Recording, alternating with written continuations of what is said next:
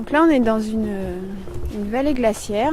Donc on va dire c'est très lunaire, très minéral. Voilà, des pics qui montent vraiment de façon abrupte, qui sont très pointus, acérés. On dirait des dents quoi, des dents de carnassier on va dire. Et avec des glaciers qui dégoulinent de ça. Et puis au milieu, voilà, il y a ce long espace là qui est sableux, c'est lunaire. C'est assez lunaire. J'imagine que sur Mars ou sur la Lune, ça doit avoir cette tête-là. Avec les moraines, un système de dunes, de cailloux, un désert au milieu de montagnes enneigées. Si ça m'inspire pas, il faut que je change de métier. Je cherche l'endroit que j'ai trouvé hier, où on voit vraiment, où on distingue donc ces fameuses strates qui composent ce glacier, ce vieux glacier. Là, ce que je fais ici, c'est plus dessinatrice. Là, c'est du croquis sur le vif, c'est du dessin de terrain, voilà, il y a plusieurs noms, donc c'est vraiment très différent.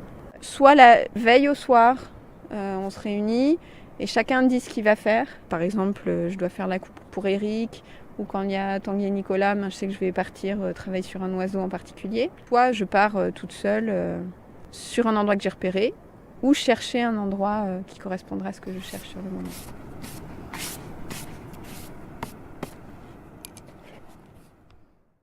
Si tu fais pas des rayons à la gouache blanche, ça ressemble à rien. Ah oui, je vois ce que tu veux dire. Ouais. Ça, c'est pas facile à travailler à l'aquarelle. Non.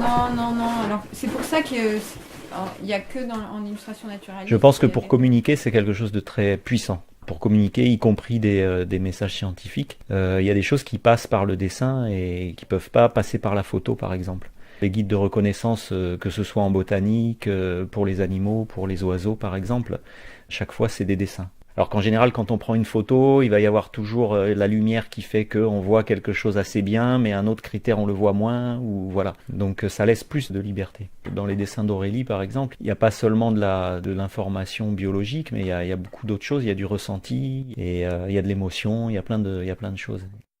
Ça me fait beaucoup de bien. Je faisais partie de ces enfants qui dessinaient un petit peu tout le temps, mais c'était tout à fait personnel. Et d'ailleurs, je ne me suis pas du tout orientée vers des études d'art. J'ai fait des études de lettres et puis des études dans l'environnement.